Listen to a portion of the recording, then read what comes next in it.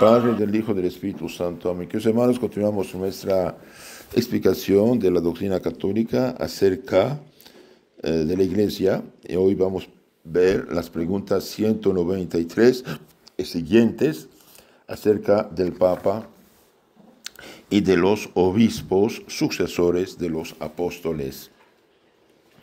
Hemos visto que Cristo escogió 12 apóstoles y dejó a San Pedro como jefe de ellos. El Papa es San Pedro continuado.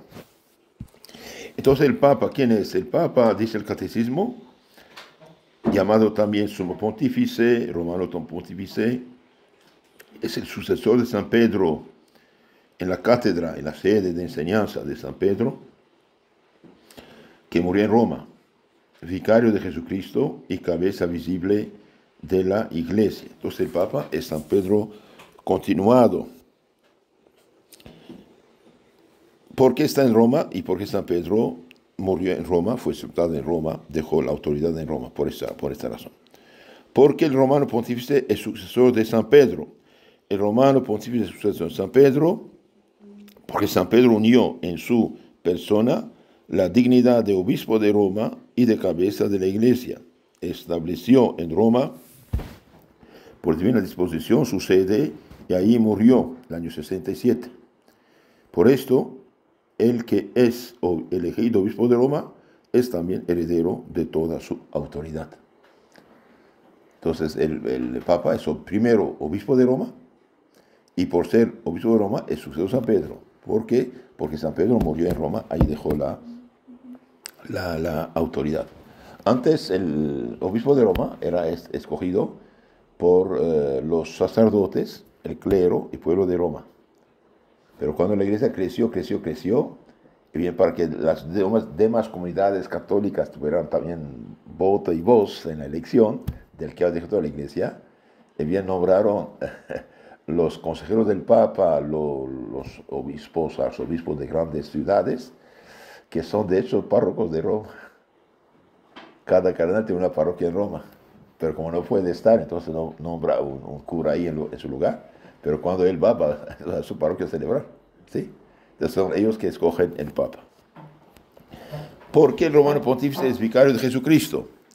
El romano pontífice es vicario de Jesucristo porque lo representa en la tierra y hace sus veces en el gobierno de la Iglesia. Entonces el Papa es vicario de Jesucristo porque lo representa en la tierra y hace sus veces como lugarteniente en el gobierno de la Iglesia.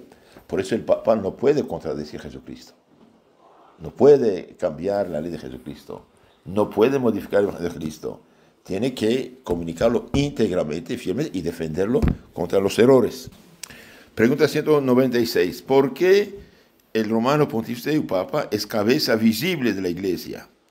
Esto es también muy interesante. El pontífice romano es cabeza visible de la Iglesia porque él la rige visiblemente con la autoridad de Jesucristo, que es cabeza invisible. Entonces la cabeza visible es Pedro, el Papa, el cabeza de la Iglesia invisible es Cristo. El jefe visible es el Papa, el jefe invisible, real y verdadero es Cristo. Entonces, siendo vicario, no puede cambiar la ley de Jesucristo. Lo que Jesucristo ha establecido, esto tiene que comunicar el Papa y no modificarlo, cambiarlo, porque será una traición y no fue traicionar. Continuamos, 197. ¿Qué dignidad es pues la del Papa? Bien, la dignidad del Papa es la mayor entre todas las dignidades de la tierra, con que ejerce supremo inmediato poder sobre todos y cada uno de los pastores y de los fieles. Entonces el Papa tiene poder sobre todos los obispos, sacerdotes del mundo y todos los fieles. Pero también tremenda responsabilidad. Tiene también la responsabilidad, no solo de mandar, sino también de ayudar y de salvar. Pregunta siguiente muy interesante. ¿Puede errar el Papa al enseñar a la Iglesia? El Papa no puede errar, es decir, es infalible, no puede fallar en las definiciones que atañen a la fe y a las costumbres. Entonces aquí no dice que el Papa no puede errar en cualquier cosa. Se habla de astronomía, matemáticas, etc. puede ser tonteras. El Papa, ¿cuándo no puede errar? En las definiciones de fe o de costumbres, de moral. ¿Por qué motivo el Papa es infalible? El Papa es infalible por la promesa de Jesucristo y por la continua asistencia del Espíritu Santo. Ok. Ahora la pregunta 200, sumamente importante. ¿Cuándo es infalible el Papa? ¿En todo? No. ¿Siempre? No. ¿En cualquier tema? No. ¿Cuándo el Papa no puede equivocarse? Y bien, el Papa no puede equivocarse, es infalible solo cuando, en calidad de pastor y maestro de todos los cristianos, en virtud de su suprema y apostólica autoridad, define que una doctrina acerca de la fe o de las costumbres debe ser abrazada por la Iglesia Universal. Entonces, explicamos, es muy importante. Hoy hay gente que piensa, todo lo que dice, se escribe el Papa, palabra de Dios. Ojalá, debería ser, bueno, con todo correcto. ¿Sí? No, el Papa es infalible, si no puede equivocarse, solo cuando, como pastor supremo, maestro de todos los cristianos de la tierra, en virtud de su suprema autoridad apostólica, define que una doctrina, una enseñanza acerca de la fe y de las costumbres debe ser abrazada por todos los fieles del mundo. Y eso se hace cada cuando. A veces pasan siglos, no hay nada. Y cuando define algo, inventa algo nuevo, no tampoco.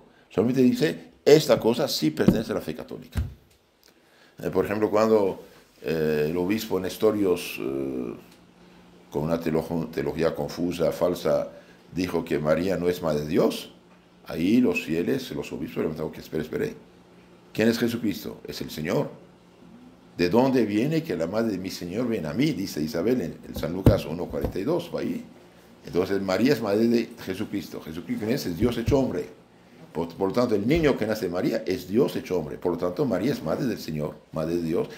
No en el sentido que Dios empezó con ella, como niño humano, sino que el niño que nació de ella es Dios hecho hombre. Entonces ahí se define. Pero siempre se había creído esto. Por ejemplo, si alguien te quiere quitar tu casa, ¿qué haces? Va a buscar esas escrituras, pero no las sacas cada día de su cajón. Pero alguien te ataca, las sacas. Entonces, cuando un punto de la fe está atacado por herejes, por gente desviada, entonces la iglesia espera, esa es la fe católica correcta, definimos de esta manera. Entonces, la iglesia no inventa. Usted tiene una caja de manzanas, ¿ok? Ves la que está arriba, pero un poco quitas a estos, ahí va, qué bella que hay debajo, estaba también ahí. Solamente se clarifica lo que ya siempre fue creído y enseñado, aunque no explícitamente. Entonces, terminamos esto.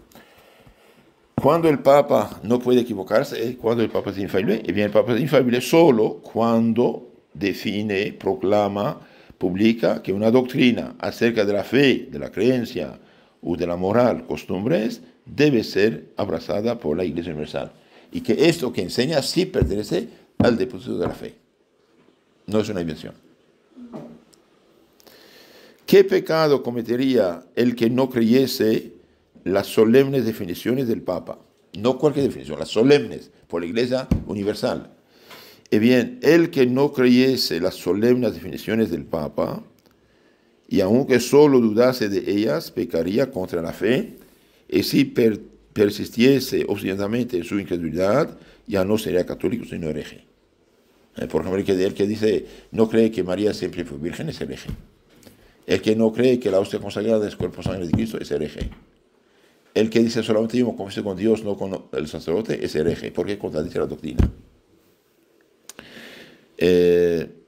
¿A qué fin ha otorgado Dios al Papa el don de la infalibilidad? ¿Por qué Dios da este carisma, este don al Papa cuando enseña la fe y moral de no equivocarse? ¿Por qué?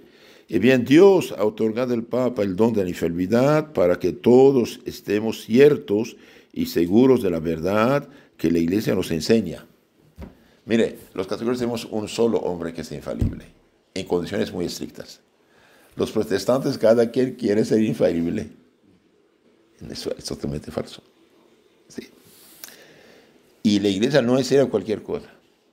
Y cuando alguien, un papa, un obispo, enseña algo que no es correcto, hay oposición del Centro Común de los Católicos, de los demás obispos, se lucha, se pelea, se clarifica y el error se condena.